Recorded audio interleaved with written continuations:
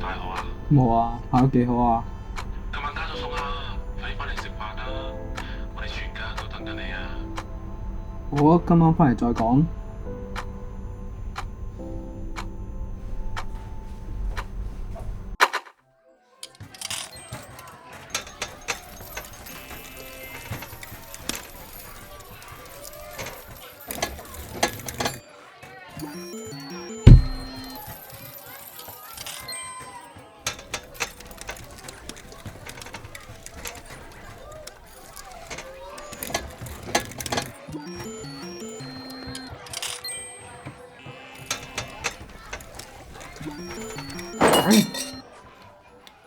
部機模糊噶喎，死靚妹，你識咩？即係睇住啊！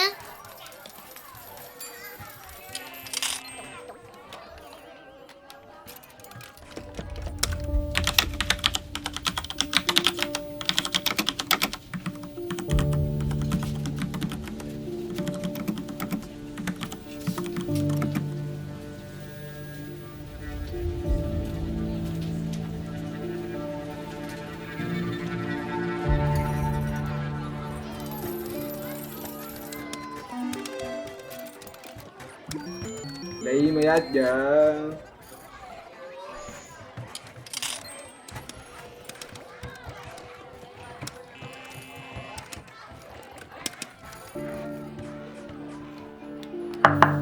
老細叫你今晚搞掂佢。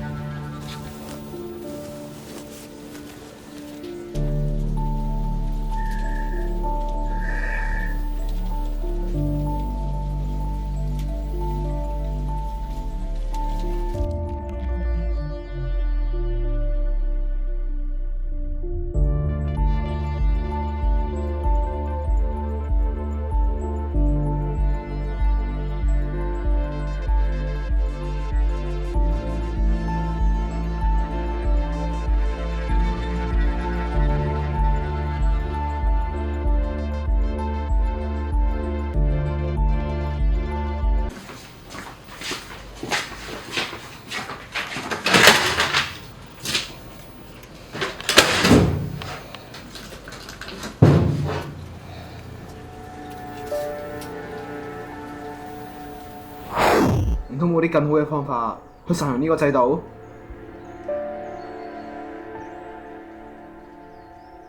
咩先叫好啊？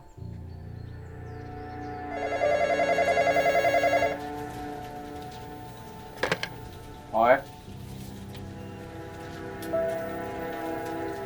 呀？你咪一樣？咦，你中學噶喎？哦，原來你考大學嗰個試，你唔去揾學校喺度夾公仔，唔通你識條鐵咩？今次考得唔好，溫多啲書，下次咪可以考到100分咯。我都試過啦。你唔明㗎啦，細個考錯又點啊？遲啲大個，一場試定你生死啊！咩話？冇嘅。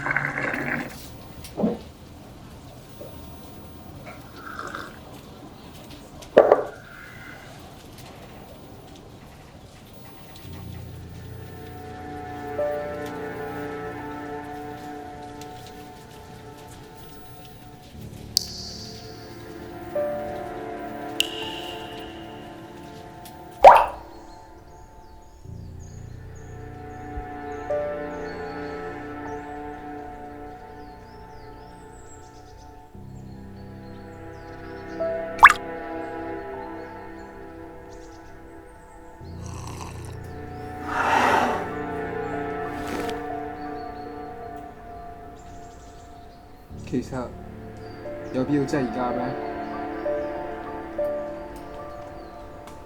其實點解啫？點解一定要用呢個制度去決定我哋未來啊？你有冇聽過咩係魷魚遊戲啊？如果冇規則，魷魚遊戲呢樣嘢根本就唔算話魷魚遊戲。每次有人死咗先改個規矩啊嘛。有陣時生存係需要啲技巧，或者我可能比較天真咧。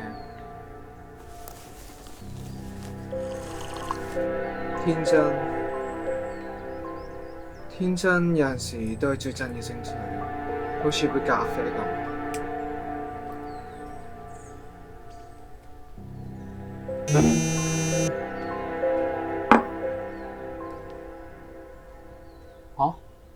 好似咖啡咁。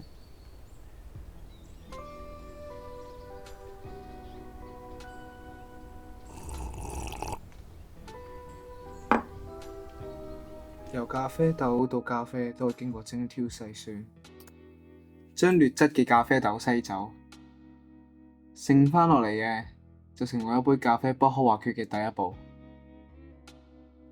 然之後將咖啡豆磨成粉，就好比人生每一次喺歷練中成長去學習。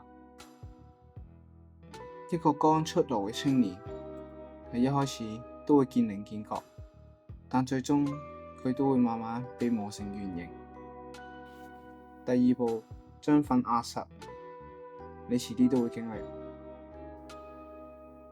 上司壓榨下屬就周圍都係，但好笑嘅係冇人夠膽反抗，個個都會選擇低聲下氣。當你接受咗呢個現實之後，即係代表你離成年人不遠。最後加入熱水，歷練出嚟嘅精華，最終就成為一杯咖啡。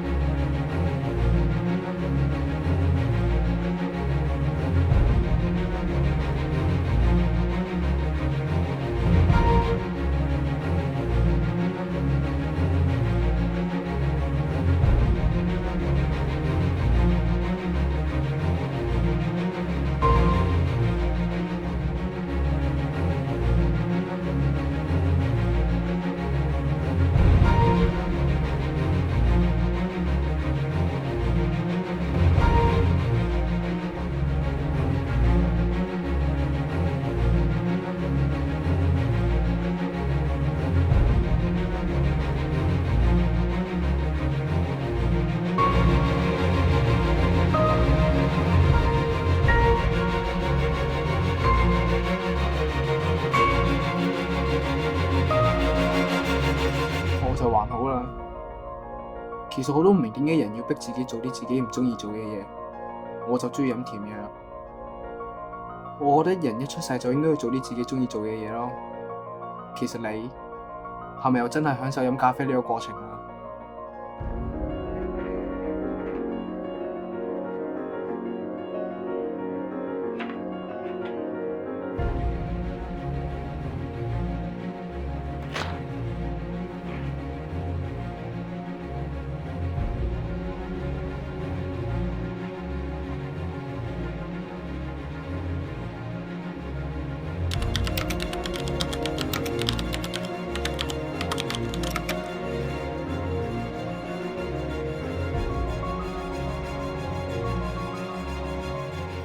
享受㗎，但係齋啡就好似成年人成熟嘅象徵。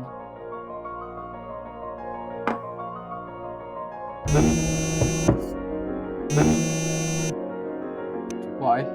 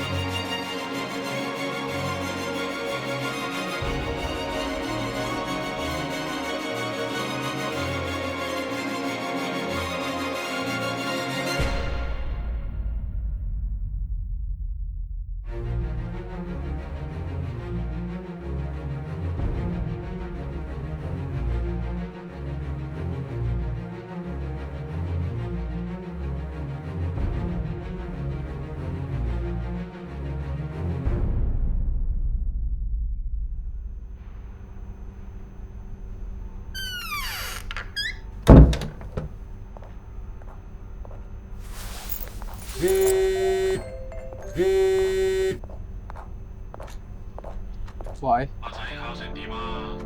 係咪考到大學啊？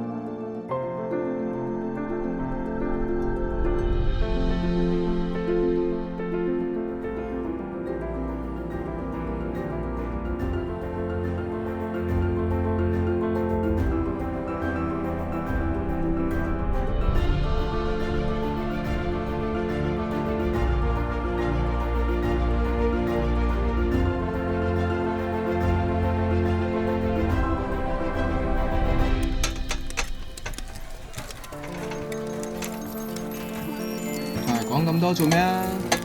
玩啦！